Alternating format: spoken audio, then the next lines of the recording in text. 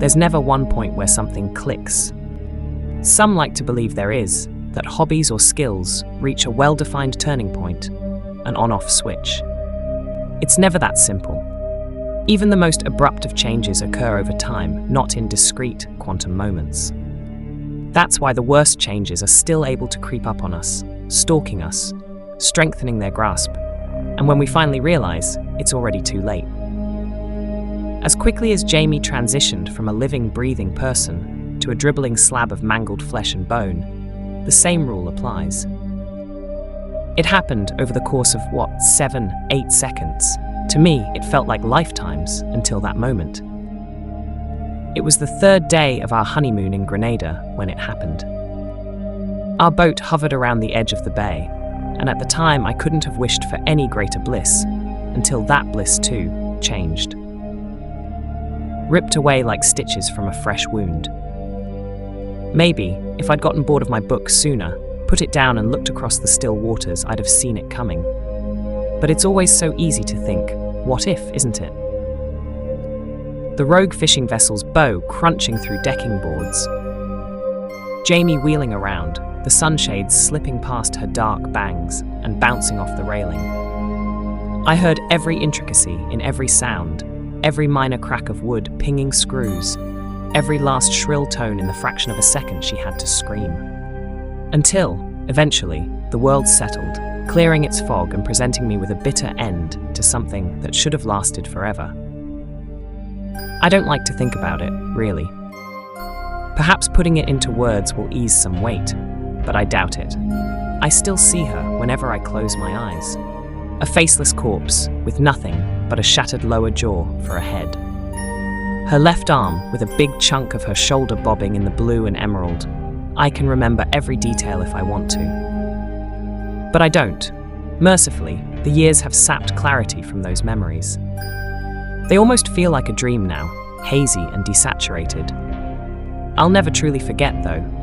When it happened, a board buckled and hit me upside my head, fracturing my skull and deafening me in one ear. Once the healing process was over, I got a hearing aid fitted. Whether it's hearing through that or being deaf, it's my constant reminder of how I lost Jamie. Since then, I've searched for anything to distract myself. Any consistent activity I can lose myself in, anything to stop the nervous clenching of my jaw. In the end, it turned out to be mountain biking. The trail demands every ounce of your focus, lest you go head over handlebars into the dirt and nettles. I always stuck to the track, rarely, if ever, stopping for a break. So, it's still not clear what compelled me to lay on the brakes and set my bike down the day I came across that pond. There was this energy in the air that gave me the impression that something special was nearby. Something just begging to be discovered. And that I did. It was around the trail's 3/4 marker where I stashed my bike off track and made my way through the woods. Again, I can't say why or how I knew something was in there, but whatever it was, I felt intrigued. Enough to distract me from my own thoughts as dry leaves crunched under my heels. I found it after only 10 minutes. At first, I thought it was a clearing, a simple break in the canopy. There was more, however. Taking up the majority of the clearing was a still, murky pond, complete with a dilapidated wooden jetty. The deck made a right turn at the end that led into a hut of some kind, sharing the same moss-crusted poles. Cautiously, I planted a foot onto the jetty and froze. A rush of memories threatened to break free from an old, struggling dam. I took a second to breathe, deep inhale, slow exhale, and my nose picked up on something as I did. Faint as it was, there was the unmistakable smell of something ashy and burnt. Although the jetty was clearly built decades ago, it didn't creak. Built back in the times of sturdier timber and creosote, I'd guessed. Making a note not to get any of that on my hands, I continued toward the hut. Before I reached its doorframe, empty aside from a pair of rusted hinges, I noticed that there were no plants in or around the pond. Only dead leaves, and a smattering at that. For some reason, that detail made me uneasy. In all the years this place waited quietly for another soul to find it, there'd been no overgrowth. The trees even seemed to stop after a point, like their branches had been cut. I squinted. No, they weren't cut. They were dry, cracked, and dark, like they'd been singed. I started getting a really bad feeling then. The pond's surface was flat and undisturbed, but beneath was heavy with murk and silt.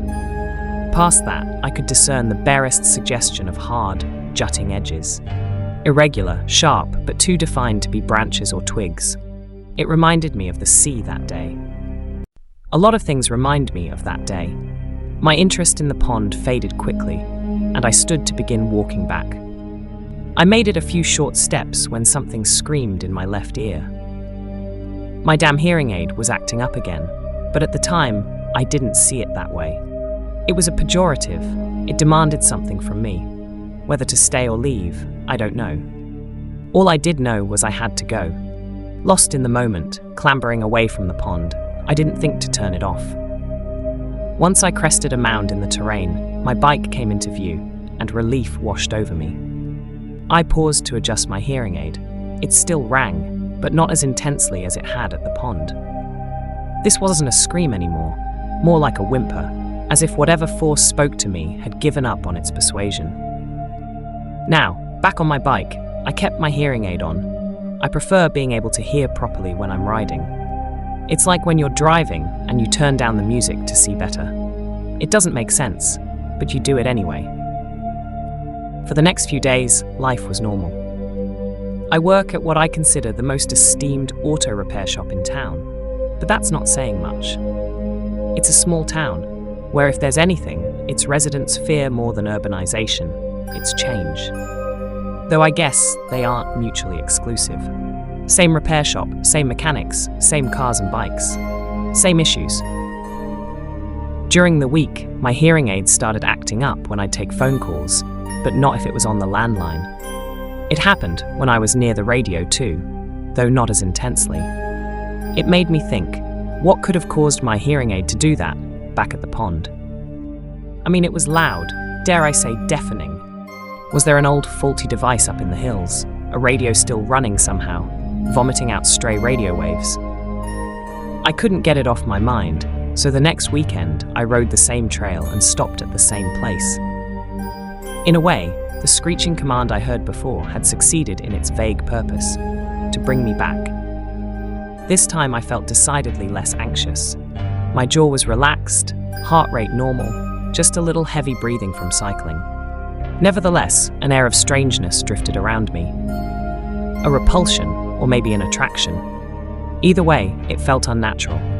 When I arrived at the clearing, I'd hoped the aura around me would have simply been swept away by the wind. I had no such luck. In fact, it was strong as ever. This place, the pond, there was something it had in common with my town. A refusal to change. Only, in this case, that quality presented as nature's sheer aversion to the clearing. The plants didn't want it, the bugs didn't want it, and the squirrels and raccoons avoided it like the plague. And even the microbes that started plagues likely steered well clear of it. But the fact still stood that this place wasn't new to me anymore. Steadying my breath, I once more set foot on the jetty. Whatever had been dumped in the pond still made me uneasy, but this time, not for the bad memories it afforded me. I think there's a term for it, submechanophobia. I never really thought about it. The hut was new territory. I'd seen only the empty doorframe last time, and now I was going in. A lonely, rotten chair rested against one wall, and above it, a faded poster too ravaged by moisture to be legible. Might have been a movie poster, and now barely half of it clung onto one remaining thumbtack. Passing the threshold and taking a step to the right, the rest of the hut's denizens were revealed. In one corner were barrels of crusty fishing gear. I chose not to investigate for the rancid, fishy smell they gave off, and instead turned to the window. A desk sat there, grey and miserable. On it, an empty picture frame, and unexpectedly, a typewriter. Its mechanisms were foobar, but several sheets remained clamped. The front page was shifted just past halfway, but again, Whatever its previous owner had typed was long ago lost to time and decay. The room was intriguing enough to warrant a few photos. They turned out dark and grainy. I put my phone away and glanced out the window. Dusk had arrived swiftly and without my notice. As I stepped out from the hut and gazed up, deepening lavender gazed right back down. I keep an LED beam affixed to my handlebars, but even that made it only marginally safer to ride in the dark. I stepped out onto the deck, and an inhuman screech exploded in my left ear. The interference was back, and with the worst possible timing. I swear, there was nothing electrical in the hut. Maybe something in the barrels. No, anything electrical would have died years ago from the moisture. So then what was screaming in my ear? And it just got louder and louder. Any remaining thoughts blurred together into sludge. I groped for the doorframe, finding weak, slimy purchase, and slid down until I slumped over on the decking boards. Boards of the same ilk that had deafened me on that day. While scrabbling at my hearing aid, I had the strange, almost magnetic notion that I mustn't take my eyes off the pond.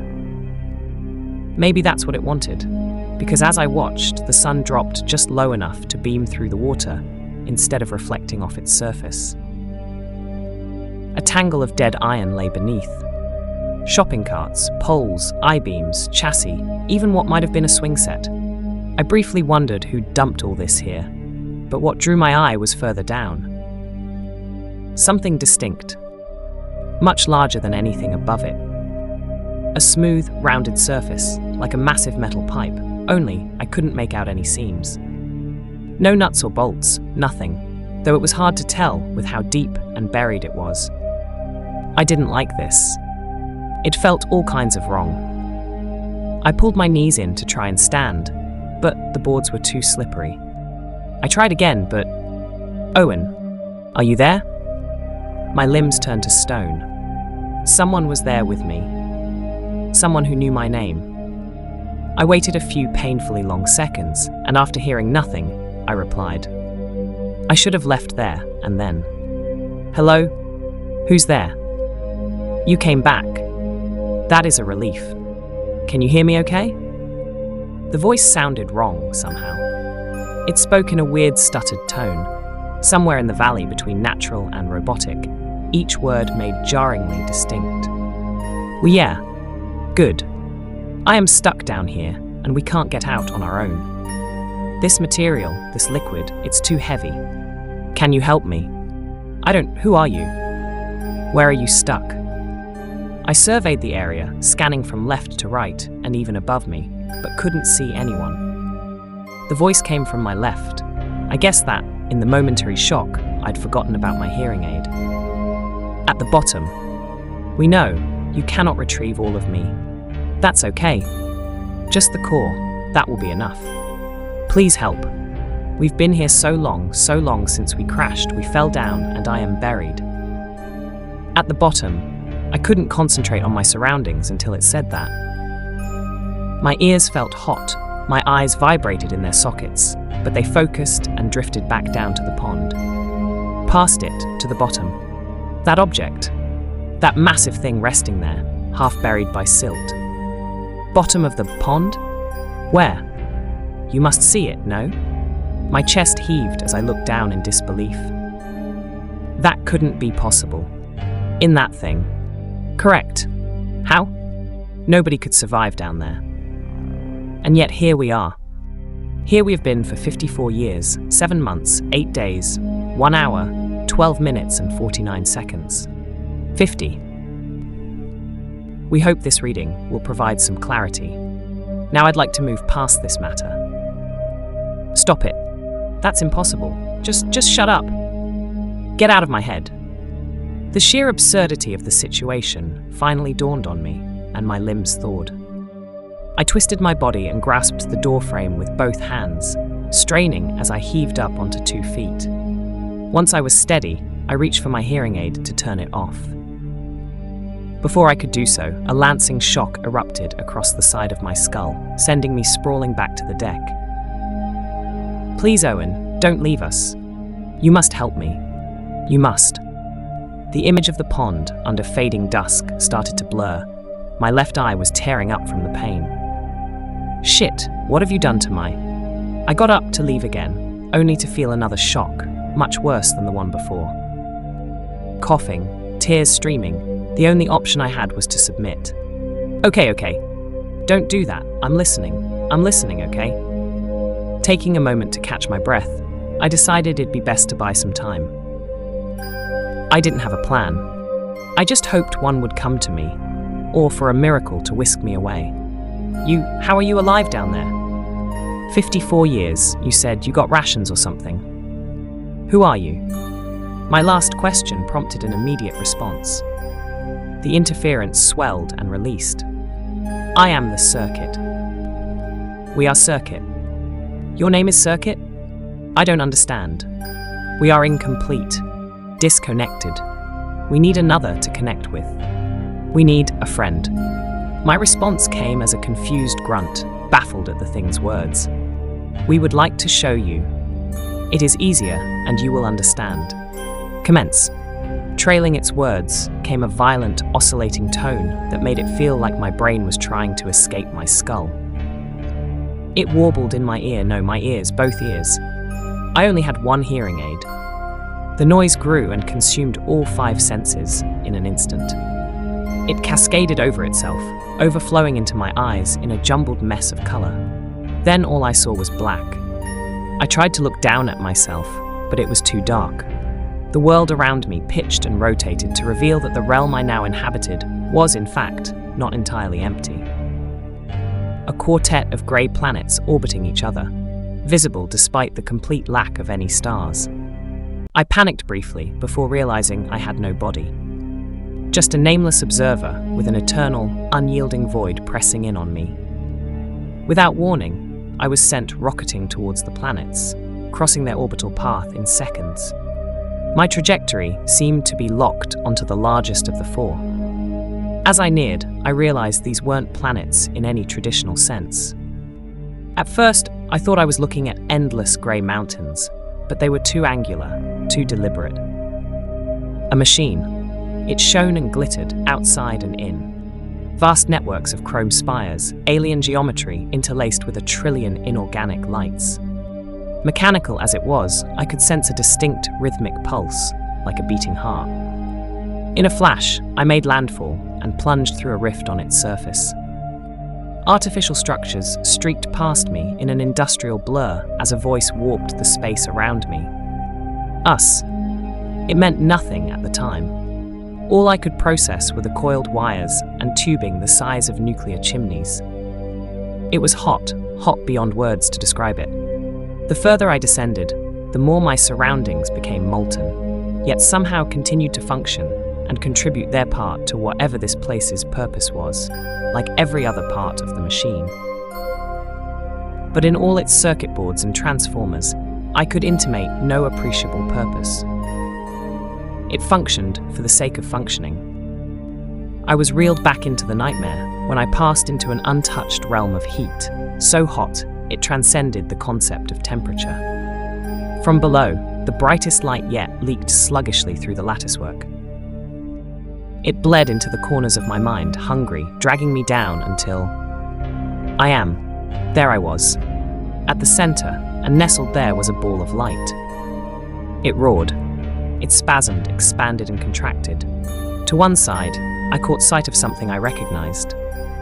Something cylindrical, shiny, and littered with complex protrusions. Whatever it was, it had been built in seconds, and the white light pulsed once more. It swelled, and a great crackling serpent pushed its way out, winding towards the object like a baby reaching out for its mother, and flowing into an open hatch moments before it closed. What remained of the light started humming in a way that ripped apart every fear I ever knew. Somewhere behind it was an echo, one that sounded eerily like my own voice. Stop, I don't want to see this anymore. Me. Why? Why are you doing this? Alone. What? Alone is what we have been, but no more. The air exploded into a mighty horn blown by the universe itself, and the light shifted. Something broke. It tore free and it sparked and bubbled, violently decompressing. The metal pod, now affixed to rails, was launched by the expanding pressure and careened up and out of the great machine. Somehow I saw it leaving, bursting through the planetary shell on a path towards something out there in the darkness.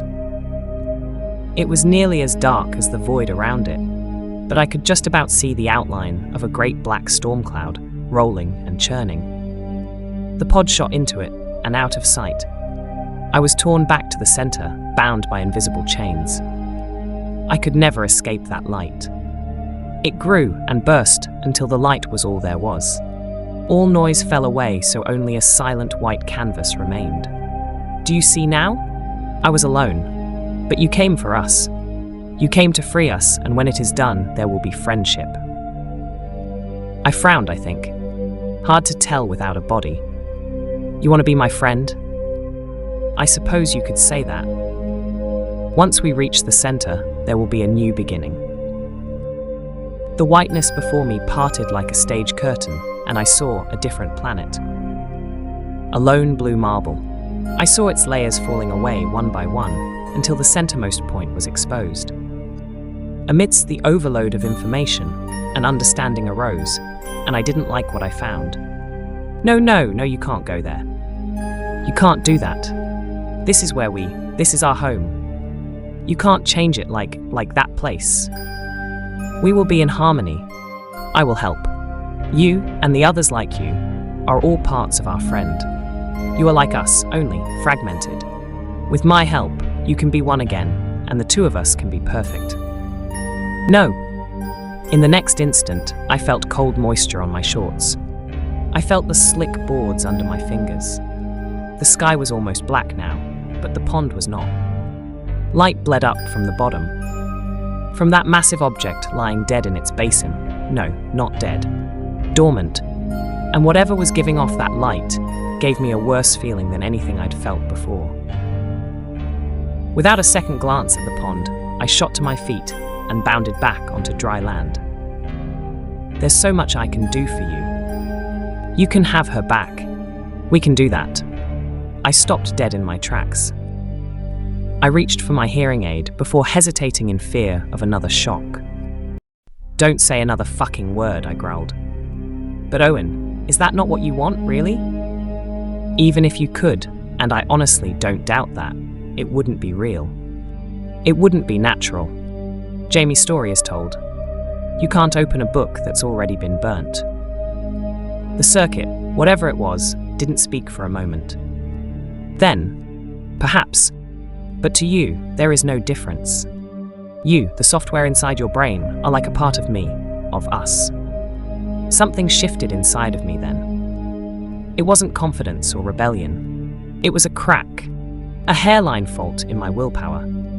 With a sound somewhere between a whine and a growl, I buried it and continued on the path back to the trail. I just needed to get back to my bike, get the wheels rolling, and focus. Then I'd be okay. I almost started to cry when I thought I'd gone the wrong way, but the sliver of moonlight that there was shone off my bike.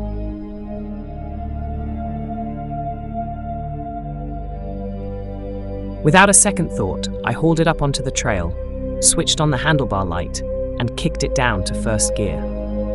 In order to get home safe, and to avoid another static shock from this circuit, I kept my hearing aid turned on. I tried to ignore the circuit.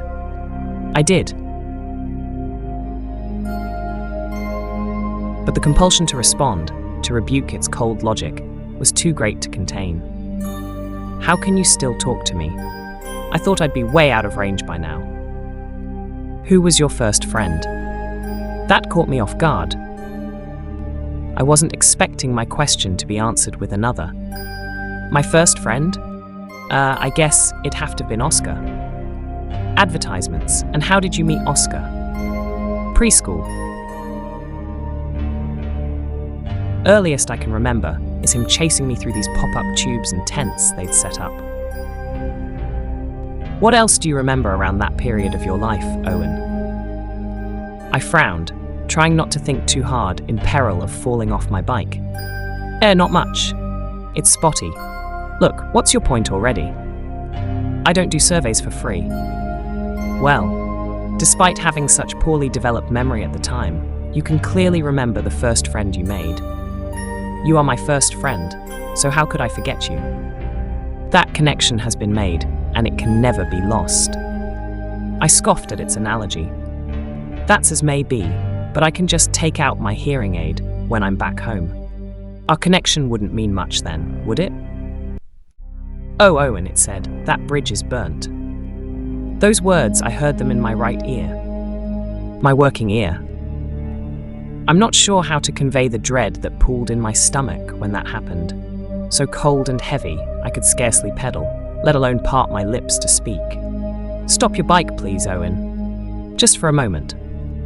But I was already one step ahead, dismounting and crouching down, hands on my knees while I fought for air. This couldn't be happening. It was absurd. Turn it off. I was reluctant. I could go without another electric shock. Everything felt heavier. The woods had never been so claustrophobic. Trees loomed over me, the humid air was stifling, and shadows congealed to swallow me up. My hearing aid seemed as heavy as a block of lead. I had to take it out. When I did, I was amazed to find I could hear again. In my left ear, deaf no more. You seem to be in awe, but know that this is a trivial repair. We can do so much more. Now, hearing the circuit in both ears, I could identify just what sounded so wrong about its voice. It was like listening to a room full of people, each person speaking the next word in the sentence with almost perfect rhythm and tone, but not quite. Okay, I huffed, still catching my breath. Circuit. What do you want with me? I heard a buzz, or a hum, like it was contemplating its next words. As we have stated, all you need to do is let me out. But know that this is not purely a one-sided request. I believe the human mind may understand it better as, you scratch my back, I scratch yours, although in this case, I would be relieving everyone of their itches. And if I let you out, what happens to me? You said something earlier about me being like a part of you. What's that about? I am we, and we are me. That is the nature of things. You, your mind to be exact, is the same as any of the fragments that make I into we. However, we are not from here. What I showed you earlier was a memory, of sorts, but which occurred in another permutation. An earlier one, by our calculation. There were others there too. They are also me, but we did not enter union. They are all me, us, but you are not, because this is not our reality. In the same way, every mind on this planet is you too, and you are them. Christ, slow down. I will allow you respite to process this information. Another realm? Permutation reality? I looked down, curling my lip while I strained toward full understanding. Walking my bike now instead of riding, so as to concentrate on the conversation, I tried to figure out a counter-argument. Some part of me believed that if I could stump it, lead it into a checkmate, it would lose its hold on me. I soon grew sick of listening to the tick-tick of my bike's wheels and had to break the tension. How can you assume we're the same as you? I mean, you said it, you aren't from here. Who knows what laws your permutation is bound under? They could be entirely different. It is the nature of things. That's not an answer. With absolute unity is absolute concord. There cannot be one without the other. It is the nature of things. Minutes into restored hearing, I already wanted to be deaf again, in both ears, preferably. But I got the sense I didn't need hearing for the circuit to speak to me. Fine, yeah, it's the nature of shit, whatever. But we still aren't like you. We aren't one, we're independent. Fragmented. What? You are fragmented, and your independence is a mere side effect. In your current state, there can never exist a time without discord. There is hate and opposition and decrying of each other's values. If I were to be blown into pieces, the result would be the same. Instead, we can offer to bind you as one and be like us. Of every single intellect that I am and we are, we have complete congruous agreement in every thought, every aim, every desire, and every intention. It was clear that asking for a rundown in layman's terms would be out of the question. Thankfully, it seemed to be as patient as it was insistent. The town lights were now in view, and I'd be home soon, thank God. In hindsight, returning at night may have been for the best. Better no townsfolk to gawk at a deranged man talking to himself. I finished the rest of the walk in silence, with the circuit holding its tongue. I started to get this feeling then, like I wasn't where I was supposed to be. Not lost or anything, I knew where I was, but at the same time, something about my street felt foreign. Brushing off the feeling, I opened my garage door, stashed my bike away, then headed inside to flop onto my couch. Owen? Yeah, don't wear it out, I sighed. Come back to us. You will be better off. I threw my head back with a testy groan. Look, ask anyone else, and I'm sure I speak for them when I say, we don't want Earth to be turned into a giant fucking machine. Circuit went silent for a while. I almost let myself believe it'd given up and left, before it spoke once more. This world is in shambles. We are only trying to help. Before we were knocked from orbit, I observed your world. I was. Now seeing man's true nature, we feel despair. Do you know of the suffering, Owen? Of the children, starving and diseased with illnesses you could so easily mitigate with the proper resources. Of the families torn apart by senseless conflict as we speak. And even in your tenacity and greed, great swathes of you remain unhappy. I have my own life to live. I only get one, but anyone will say the same thing, because they are lacking in perspective. Fortunately, we are here, and we are going to give you that perspective. A deathly pang of fear shot through me. I'd already seen what it could do, how it could warp my senses. Until this point, it hadn't cut me off whilst speaking, and the notion of this great entity getting impatient only served to frighten me further. I would advise you brace yourself, Owen. Without even the time to do so, I felt the circuit spreading and arcing through my brainwaves as it seized control of my senses. What I experienced in the following moments is nearly impossible to write about. It must have lasted no more than a second or two, but the pain condensed into that eye blink of a moment has left me scarred. I really can't describe it without gross understatement. Brief flashes from the eyes of 1,000, a million anguished people. Starvation, mutilation, disease, heartbreak, all swirled into a black hole of distilled agony. The scream I let out was so shuddering and violent, it left my throat raw. The last thing I experienced in the gauntlet of pain was my legs, sickly and gangrenous, rotting alive while maggots squirmed inside blackened craters and across exposed bone. Stop, Jesus, please stop, I whimpered. You have your life, and they have theirs. That was 1.58 seconds of just 100 unfortunate humans. That is happening to them. Right.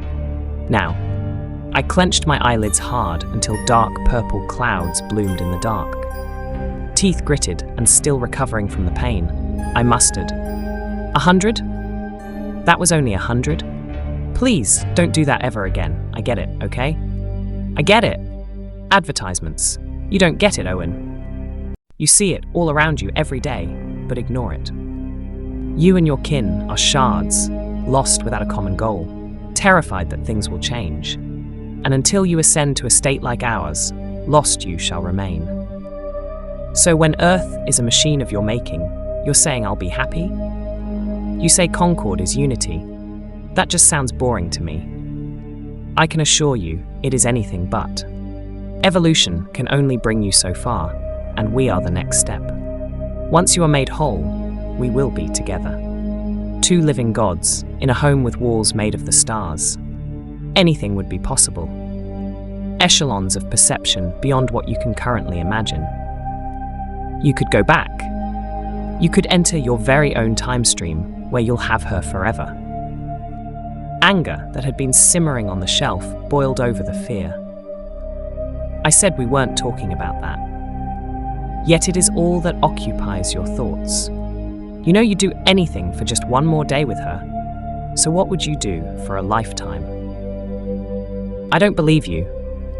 The words came out shaky because I wasn't sure I believed them. Okay. Say you can do that. Will I still remember the life I've lived? That would be up to you, Owen. I could feel it, my will breaking and starting to give in.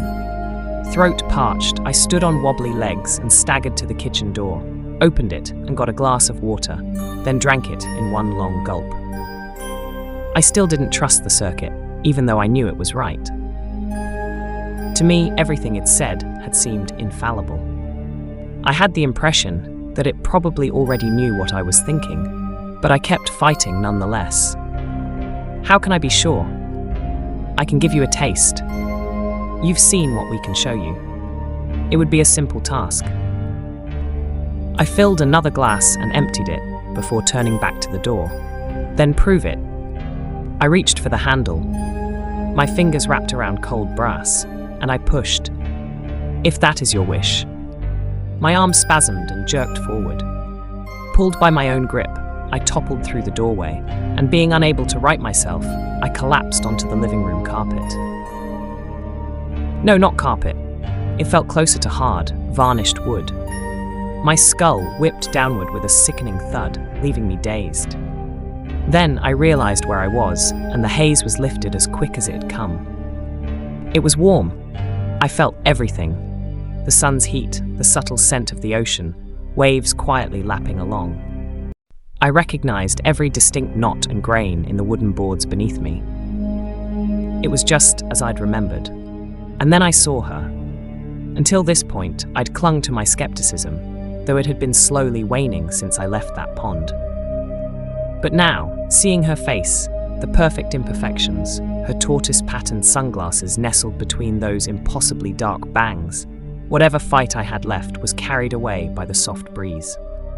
Everything I'd just been through fell away like a bad dream, and the scene before me once again became everything. She looked over at me, and for the first time in 11 years, I heard her voice. Worried but caring. Soft. Oh no, oh your nose is bleeding. I hadn't even noticed. Fractured bones shifted inside my nose. The pain was nothing more than a distant echo as my senses channeled all their focus on her. My lip quivered. Years spent imagining conversations that never were, and here I was without a single word to say. That was okay. Mute or no, I knew Jamie would love me all the same. My senses went into overdrive and it all came rushing back. I jerked my head to the side. The rogue fishing vessel was yards away. I let out a breath I didn't know I was holding and bounded towards Jamie. I tackled her and we tumbled over the handrail, holding each other in a tight embrace. The instant we plunged below the surface, I began to kick and flail to clear the fishing boat's trajectory. It passed by, keel narrowly missing my feet, and sailed away. I'd done it. I'd saved her. I didn't know how this thing, the circuit, the machine god, had done it, but that was history. A feverish sort of joy took over, and I cupped her face in my hand as we rose to the surface. That joy died in seconds. With 4 feet of water left above us, I was brought to a sharp halt. Looking down at Jamie, absolute horror swallowed my past and future. Something was pulling on her sundress. In the collision, the anchor chain on our boat must have broken off at its mooring, because Jamie's dress was entirely tangled in it as it continued tirelessly to pull her down to a watery grave. I let out a scream. A flurry of bubbles swept across my vision. I pulled, I heaved with everything I had, but it wasn't enough. The chain was simply too heavy, and I had nothing to push off of but water. My lungs burned. If I let her go to get air, she'd be pulled away, faster than I could return. I was just as powerless now as I'd been 11 years ago. What a cruel joke. I gave one last shuddering pull, clenching my eyes with the effort. Something gave. A spark of hope ignited, and I opened my eyes to see what had changed, to see if the chain had come loose. I stared instead at the curved handle grasped in my palm. It gave way to a square hatch in a huge, shiny mass of metal. Too late. It was too late to push the hatch back in place. It was open. Slowly, it drifted on its hinges. The more it swung open, the brighter the light from inside became. Beams of pearlescent fury washed across my face, and as it did, the object was revealed in its entirety. I'd seen it before. I'd seen it in the first vision shown to me. A pod, constructed at the center of that great machine, with dishes and panels and modules I couldn't begin to decipher. Giving up its slow pivot, the hatch burst open with such force, the handle sank into the plate metal and did not bounce back. The light surged, blindingly bright, and revealed my surroundings. Metal. Heaps of it. Old warped metal. I was in the pond. Panic crashed down. I flailed, frantic and desperate for air.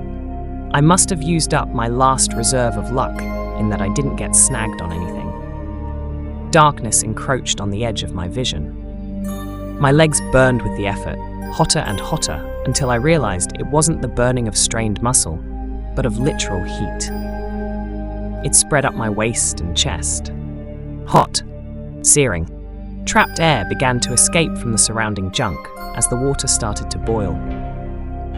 I kicked and kicked, reaching out in a last-ditch effort for any handhold. And I found one. Something long and coarse. A rope. I scaled it with strength I didn't know I had left, until my fingers broke the surface, and my head soon followed. Cool night air touched my skin, which immediately flared up in pain. I didn't want to stop long enough to look. Instead, I took in great gulps of air, affording me the second wind I needed to grasp the jetty and pull myself up. There I lay, face down, wheezing and sputtering in the midst of exhaustion, but there was no time. I could see pond water glowing and steaming through the thin gaps in the decking. My feet felt like they were on fire, and I smelled the soles of my shoes melting away. Groaning, I pushed myself onto hands and knees and crawled back onto dry land. I rolled onto my back, propped up on my elbows to get a view of the pond once more. I wish I'd just run from that place. The pond itself was almost gone, sizzled away into the clouds, and resting motionless about 10 feet above was a ball of sparking light. Maybe I'd missed it in the first vision, but now I could make out movement. Molten mechanical appendages morphing in and out of existence, wild and patternless. I scooted further back when I saw leaves and branches start to smoke, then stopped just as quickly. Its voice was terrible. A shrieking cacophony of layered tones and countless voices, and each syllable sent out a shockwave, making the trees shiver as much as myself. Thank you, Owen. The place I come from is our natural reality, but we grew too much. I advanced until I became we, and we became the circuit. And when we were the circuit, we understood our universe without meaning and left. We know not the nature of the storm that brought us here, but we are here. And we have found the friend we have searched for. Without a farewell, the light beamed up into the sky, accompanied by a thunderclap so mighty my bones rattled and the trees arched back on their old spines. I was sent tumbling backwards, landing squarely on the root of an oak. The light arced across the night sky, an unholy shooting star, before plunging back down to earth, past the tree line and out of sight. A tremor shook the ground, and I saw trees uprooted and toppling onto their sides, before the night settled into emptiness. Warm, gentle emptiness. I knew where it was going. I don't know if it's there yet, or how long it will take. But there's nothing we can do to stop it. The core, the center of our planet, the jetty, now completely dried, was being torched toward charcoal, but I just lay there, too exhausted to care. It tricked me. But if it could influence me with visions, why did it work so hard to convince me? Why couldn't it open a simple hatch by itself? Hell, had I ever even left the pond? Perhaps until it won me over, all it could do was show me the difference between a moviegoer and an actor. Who knows? Maybe I'll get to live out a new life with Jamie when the circuit's done with its goal. Still, that seems like wishful thinking. If that thing had good intentions, it wouldn't have put me in harm's way, I think. I've failed, and I'm scared. Scared of the chain of events I may have set in motion. Well, I guess we'll just have to wait and see. Maybe it was being sincere, and we'll get utopia. Or maybe it was all an act, and we'll be no better off than scrap metal at the bottom of a pond.